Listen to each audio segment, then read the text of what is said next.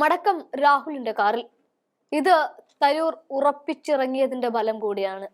എന്നാൽ ടെൻ ജൻപത്ത് എന്ന സോണിയുടെയും രാഹുലിന്റെയും വസതിയിൽ നിന്നും തരൂർ ഇറങ്ങിയത് മുൻവാതിലിലൂടെ അല്ല, പകരം പിൻവാതിലിലൂടെയാണ്.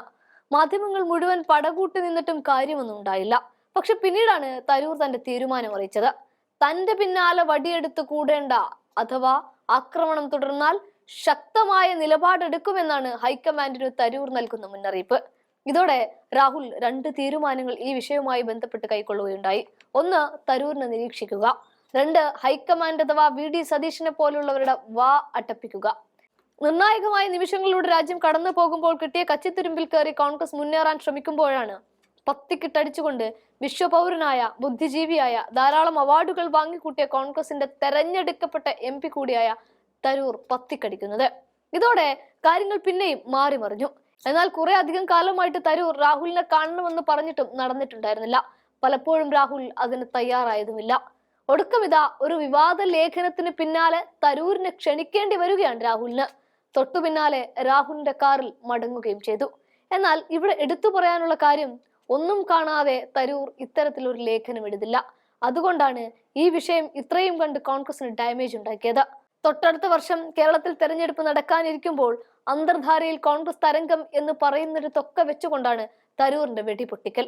അതുമാത്രവുമല്ല, മോദിയുടെ അമേരിക്കൻ യാത്രയ്ക്ക് ശേഷം വന്നിറങ്ങുന്ന വിമാനങ്ങളിൽ അത്രയും ചെങ്ങലക്കിട്ട് ബന്ധിപ്പിക്കപ്പെട്ട മനുഷ്യർ, അവരുടെ പ്രതീകമായി രാഹുൽ പാർലമെന്റിന് മുൻപിൽ സ്വന്തം കൈകൾക്ക് വിലങ്ങിട്ട് പ്രതിഷേധിക്കുന്നതിനിടയിൽ മറ്റൊരു വെടികൂടി തരൂർ മോദിയെ പുകഴ്ത്തിക്കൊണ്ട് പറയുകയും ചെയ്തു.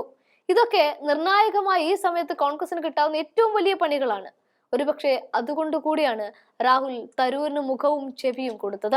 സത്യം പറഞ്ഞാൽ രാഹുലിനെ കാണാൻ അവസരം കിട്ടാതിരുന്ന തരൂർ ഒടുക്കം അത് ഒപ്പിച്ചെടുക്കുമ്പോൾ ഒരു പരിധിവരെ ഇത് തരൂരിന്റെ കണക്ക് കൂട്ടിയുള്ള നീക്കം തന്നെയാണ് എന്ന് പറയാം. അല്ലെങ്കിൽ പിന്നെ ഇനിയും ഹൈക്കമാൻഡ് ആക്രമണം തുടർന്നാൽ ശക്തമായ നിലപാട് സ്വീകരിക്കുമെന്ന് പറയാൻ എന്താണ് കാരണം? സോണിയുടെയും രാഹുലിനെയും കണ്ട ശേഷം കോൺഗ്രസ് അധ്യക്ഷൻ മല്ലികാർജുൻ ഖാർഗെയും കണ്ടുകൊണ്ടും കൂടിക്കാഴ്ച നടത്തിയുമാണ് തരൂരിന്റെ മടക്കം. AICC സംഘടനാ കാര്യ ജനറൽ സെക്രട്ടറി KC വേണുഗോപാലിന്റെ സാന്നിധ്യത്തിലായിരുന്നു ചർച്ച. തരൂരിന്റെ കൂടി ആവശ്യപ്രകാരമാണ് കൂടിക്കാഴ്ച എന്നും റിപ്പോർട്ടുണ്ട്. കേരള സർക്കാരിനെ പുകഴ്ത്തിയുള്ള ലേഖനവും പ്രധാനമന്ത്രി നരേന്ദ്രമോദിയുടെ US സന്ദർശനത്തെ പ്രശംസിച്ചും വിവാദമായ സാഹചര്യത്തിലാണ് വിശദീകരണം തേടി തരൂരിനെ ഡൽഹിയിലേക്ക് വിളിപ്പിച്ചത്. താൻ എഴുതിയ ലേഖനത്തിലോ മോദിയുമായി ബന്ധപ്പെട്ട പ്രതികരണത്തിലോ തെറ്റായ ഉദ്ദേശമൊന്നും ഉണ്ടായിരുന്നില്ല എന്നും തരൂർ വിശദീകരിച്ചതായി അദ്ദേഹവുമായി അടുപ്പമുള്ളവർ പറയുന്നുണ്ട്. തരൂരിനെതിരെ സംസ്ഥാന കോൺഗ്രസ് നേതൃത്വം ഒന്നാകെ നിലപാടെടുത്തിരുന്നു. ഹൈക്കമാൻഡിനെയും പ്രതിഷേധം അറിയിച്ചു.